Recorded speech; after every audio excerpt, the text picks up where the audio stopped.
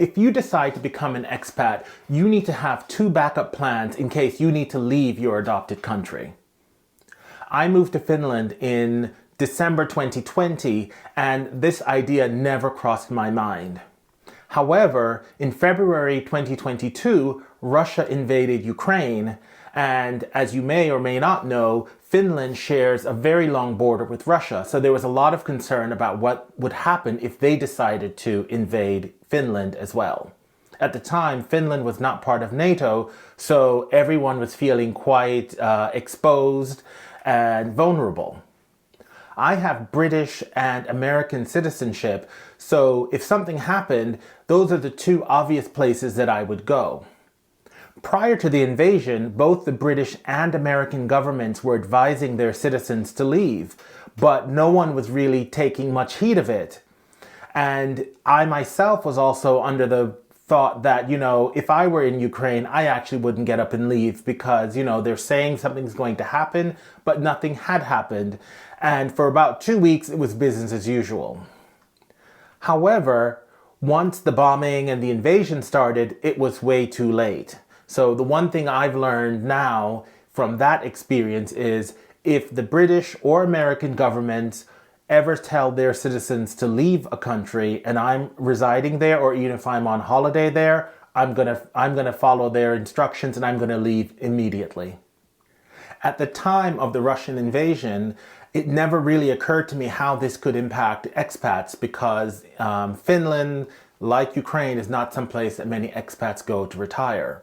But what really brought it to my mind is what's going on right now in Ecuador. In the last few years, many expats have moved to Ecuador, and now it seems like there is a lot of chaos going on in that country. And it just made me think, yes, it's not such a one-off what happened in Russia and my having to think about it in Finland. It can happen anywhere. And I think anyone that moves abroad should always have two backup plans to say what they would do in case something happened and they needed to evacuate. I think that part of any backup plan is first attending to your passport. Passports usually are valid for 10 years, but when you get within 6 months of expiration, some countries will not allow you to travel on that passport. So in my mind, I think once your passport is within 1 year of expiration, you should really start thinking about renewing it soon. Another item that I would consider is looking at my residence permit or visa. Again, these documents are temporary and they expire at some point. And so I'd want to make sure that I have as much time as possible left on mine. I wouldn't want it to go where I only had, a week or two left on it. So if I can start renewing 1 year out, 6 months out, however soon I can start the renewal process, I would just do that because I like the idea of knowing I've got as much time on that document as possible. If something happened and I had to leave the country, it might be difficult to try and work through the embassy to get it resolved. Another thing I would do as part of my preparation is put together a list of important numbers and contact information that I need. It might seem a bit silly because you have it to hand, but if you pick up and you leave the country really quickly, you might realize that there's something that you rely on paper form that you don't have with you. And so I would just create like an Excel document with really important numbers and information so that I have those to hand, and then I can save it in the cloud and I don't have to worry about having it with me, but at least I have access to it. So from my standpoint, some of the things I would look to have is information about the local government or the council, whoever manages where you live, my landlord, my housing company or like condo, because my feeling is if you own a property and if you are away and you don't know what's happening to it, or you're not going to be getting your mail because you're not there, so you want to be able to speak to them and find out if things have changed, have they increased fees, have they reduced fees, what's happening to the building, that kind of thing. So I would definitely try and get information or keep the contact information of those people if I were to leave the country. You can probably find this information online, but I'd also have information about my banks, where I'm keeping my savings account, And then also, I would also look to have information about anywhere I have a loan, if I have a car loan, credit cards, that kind of thing, because if I'm overseas, there may be an issue where I'm unable to pay because maybe the banking system isn't working, or I don't have the cash because I'm no longer working, or whatever. So any of those kind of key people, financial people, I would definitely want to make sure I had their information to hand so I could get in touch with them and explain what I'm doing and find out, what special programs or what they're doing for people who have either left, or even if people have stayed and, are having financial difficulties. Other kind of important numbers and things I'd keep to hand would be, again, also my utilities, anything I'm paying on a monthly basis. I'd also want to, speak to those institutions, understand, what special procedures they have in place. Also, my phone contract, if I'm paying a monthly fee, making sure that I'm able to maintain my service and speak to them to see if there's anything that they can do for me or that I need to do depending on whatever's happening.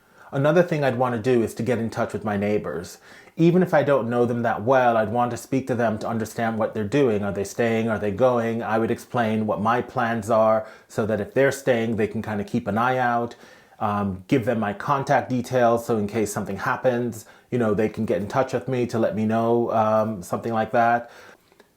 And while I'm away, whether we're both there or both away, check in with them from time to time to just see what they're hearing and that kind of thing. Also, in my list of things that I would pack would be any kind of frequent flyer number or special loyalty programs I have, like hotel points, that kind of thing, because in the chaos and of trying to leave or something like that, prices might get really high. So I would try and see if I could use points, to travel or to stay.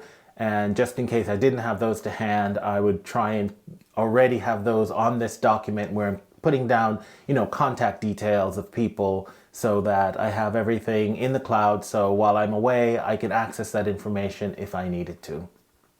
Part of my planning strategy would also be to make sure I'm somewhat connected in to neighborhood groups. So if there are local Facebook groups or WhatsApp groups, I would make sure I join those just so that if I'm away, I can kind of keep up to date on what's happening. I mean, obviously that's always good in your normal day-to-day where you're living, so you know what's happening in the neighborhood. But in a situation where, I had to leave the country and I didn't know what was happening in the neighborhood, it would be great to be able to, put messages in to say, hey, how is the city doing? How's the neighborhood doing? How's the building doing? And get feedback from anyone that's in the group that has stayed behind. I don't know if I should admit this, but I also always keep cash in the house. So just as a general precaution, I always keep about $300 worth of cash in the house, because sometimes, something could happen and I need to get access to cash and maybe the ATM isn't working or whatever. But I feel like with $300, 9 out of 10 times, if there's some emergency, I need gas in the car or whatever, I can always get my hand on enough cash to take care of most situations. Now, if something was happening and I thought things are looking a bit suspicious or precarious, I would up that. And personally, I would keep $1,000 in cash per person in case, I needed to pay for cash for a flight or a bus or something like that. Apart from cash, I would also make sure I have a few credit cards or debit cards that I could fall back on. I would try to keep a balance or a variety like MasterCard, Visa, Discover, American Express. I want to have a minimum of 2 and more like 3 different ones, because you never know what happens in an emergency. Maybe the MasterCard network goes down. So it's great. Then you could rely on Visa or you could rely on Discover. So I would want to have a few different cards just in general, but then also in a type of emergency where I don't feel I'm exposed and in trouble. Another thing I think about is transportation. So how am I going to get around? What am I going to do?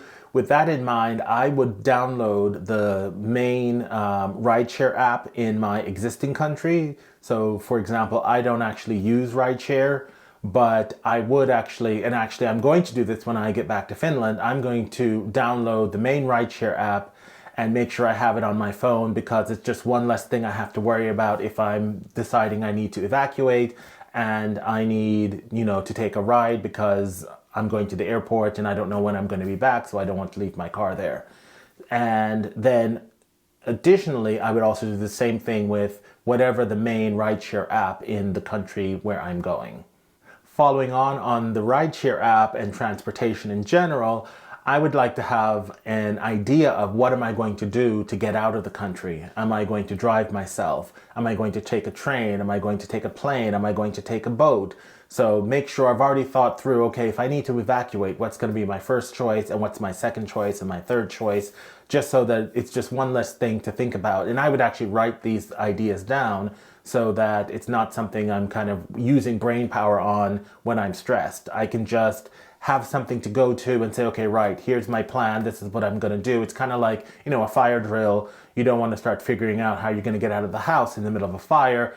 Work that out in advance, and so that you just kind of go through the plan you've already set up.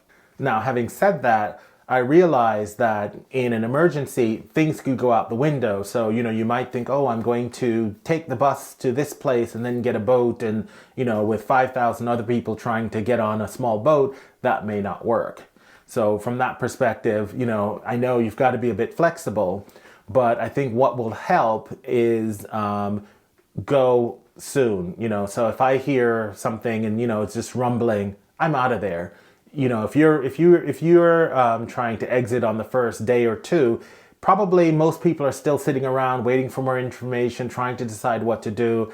I think then, that's your best option, to just go as soon as you can, because if you lag around thinking about it, it's going to be too late.